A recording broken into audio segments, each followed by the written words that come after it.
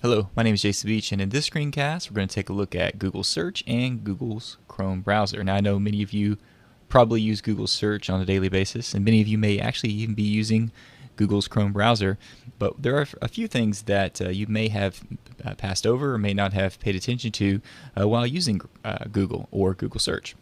So let's take a look at some of those here.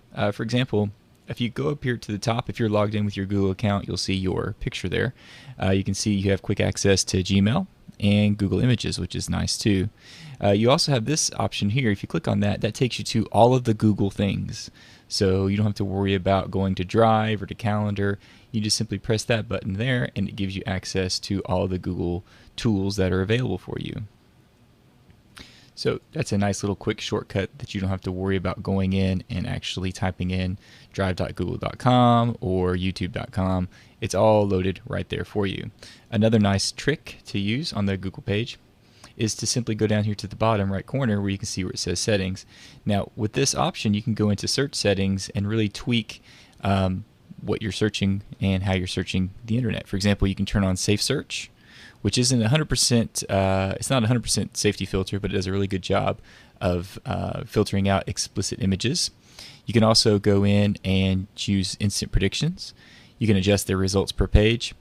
You can see there's a variety of things here that you can actually use and customize your Google search. You also have the ability to go into search settings or advanced search, where you can actually type in specific things. For example, like tricolor rat terrier, where you're actually looking in for specific words on Google. So this helps you refine your search even more.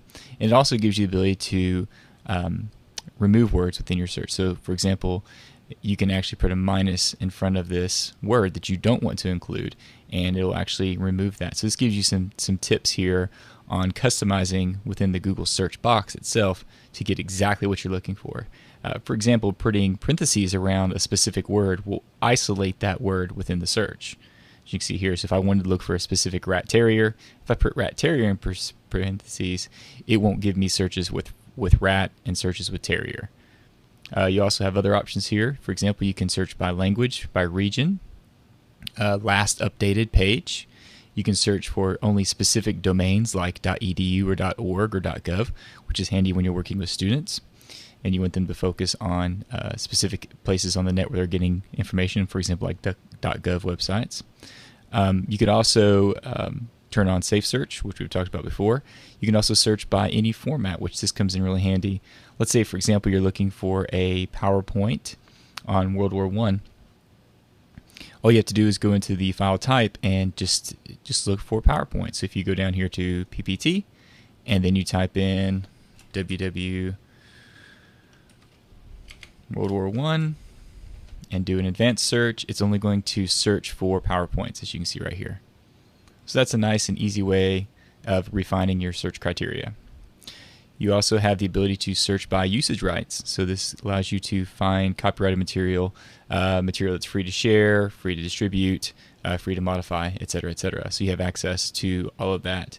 And of course, you can also look at other options here that you have. For example, you can find pages that are similar to. You can search pages you looked at in the past. So you have a variety of customization options here within the advanced search here within Google. So just going back here, let's take a look at some of the other options that you have. You have access to your history. So if you go into your Google history here, you can see all the things that you've searched for. Okay, so all the searches, right?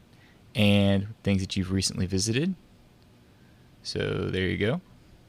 So this is just an example here of your Google search history that you have access to. Searches by day, you can see right here, total searches, etc., etc. So you have access to that. Let's just kind of go back in here somewhere else and take a look at some of the other options you have. Within the Chrome, let's switch over from Google search now to the Google's Chrome browser. Up here in the top, you see how I've got a list of icons that are probably different than what you have. These are extensions that I have built into Google Chrome. What these do is they modify my surfing experience. So for example, this is LastPass. It's a password manager. Print what you like allows me to print certain things on a web page. So let's say if I go to CNN and I want to print a specific story, I can go to print what you like, and what that will do is it will actually let me go in and actually remove aspects of the page. So if I wanted to, let's say, remove CNN, I can remove that. Same thing here. I can remove this whole block. I can remove top stories. I can resize, so we can just focus on specific things. I can click on this box and just choose isolate.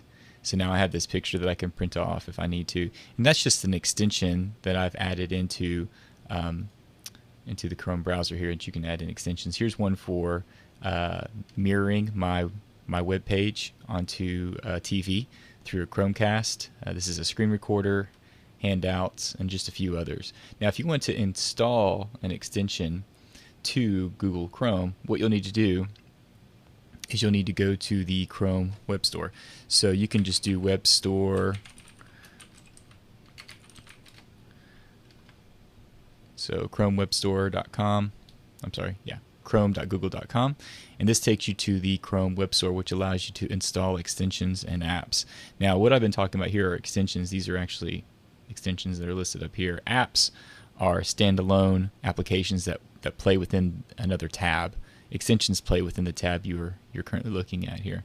So if you want to go in and just search for just extensions, you can type that in, and you can see that there's a variety of extensions that you can use and insert them into Google Chrome.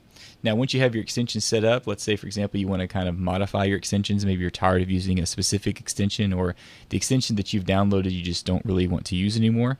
To kind of prune your extensions, you'll go to the menu button over here, and you'll go to More Tools, and then choose Extensions from that list.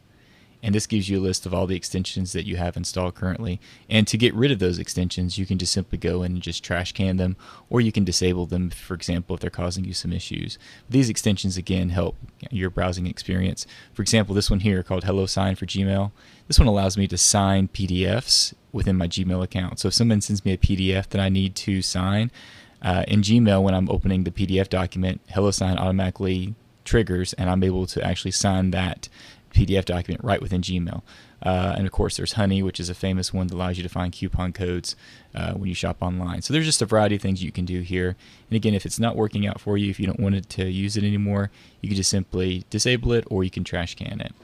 So that's some of the powerful tools that Google Search offers, and some of the powerful things that Google Chrome, the web browser, offers.